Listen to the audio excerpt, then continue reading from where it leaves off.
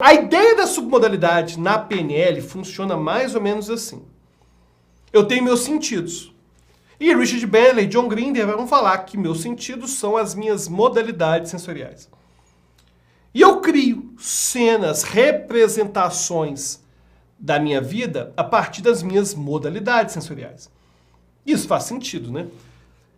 E aí, eles começam a partir disso ter um pressuposto que é o seguinte: se eu tenho um trauma, esse trauma foi codificado com certas submodalidades. O que seria a submodalidade? Seriam subcaracterísticas das modalidades. Ou seja, em outras palavras, se eu tenho uma cena de um trauma da minha vida, ela tem uma imagem que tem certa cor, certo foco, certo brilho, que são as modalidades e submodalidades visuais, tem certo som, tipo de som, certo movimento, tudo isso vai entrar na categoria de submodalidades. E faz sentido, né? A gente vai representar isso de alguma forma. E aí vem aquilo que não faz sentido.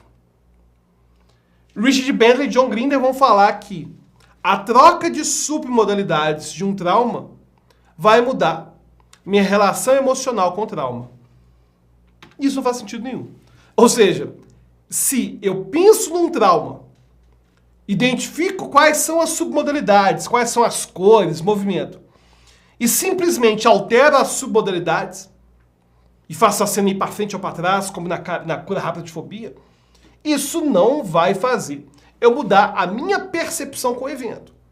Não faz sentido. Não faz sentido algum, porque não temos nenhuma evidência de que a troca das submodalidades vai alterar a minha relação afetiva com a cena. Bom, mas o que realmente acontece, então, na submodalidade?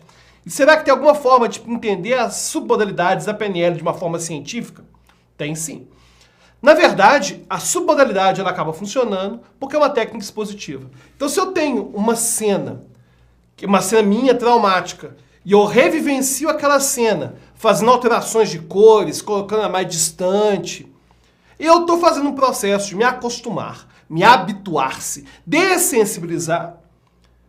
Só que essa dessensibilização está acontecendo com estímulos que acontecem de uma magnitude menor, ou seja, talvez para o meu cliente seja mais fácil imaginar uma cena com cobra numa tela de cinema em que ele é um espectador numa poltrona, do que imaginar a cobra no ambiente. Observa que aquilo que o Richard Bandler e John Grinder vão falar que é uma terapia a partir de alteração de submodalidade, na verdade nada mais é do que uma técnica expositiva, em que a troca de submodalidade simplesmente me permite ter um controle maior do tamanho do estímulo aversivo, para a pessoa não ter uma crise. Então, técnicas da PNL que trocam cores, a gente chama de cores, sons, enfim, que alteram as submodalidades, elas em geral funcionam por ser técnicas expositivas. Mas será que não teria uma forma de eu pensar submodalidade e alterar submodalidade, mas de uma forma mais científica? Tem, mas o conceito vai mudar um pouco. Vai ter o conceito de metáforas da vida cotidiana. Na nossa linguagem, a gente frequentemente tem metáforas que estão disfarçadas. Por exemplo, se eu falo... E aí, você venceu o debate? Detonei o cara. Observa que existe uma metáfora, existe um conceito metafórico por trás disso, que fala que debate é guerra. Ou então se eu falo assim, eu estruturei muito bem meus argumentos. Não, eu alicercei muito bem minhas ideias. Aí existe um conceito metafórico de que o pensamento é uma construção civil. E a gente vai usando a linguagem para criar o nosso mundo, não a partir de submodalidades, mas a partir de metáforas. A nossa experiência humana é toda metafórica, porque a gente não lida com as coisas. A gente lida com conceitos metafóricos por trás das coisas. E o que isso tem a ver? Muitas vezes a minha atitude, minhas crenças vão ser alteradas de acordo com as metáforas que eu uso no meu dia a dia. Então eu já chego num debate querendo morder, né, brigando, Porque eu tenho uma metáfora incorporada culturalmente de que debate é briga.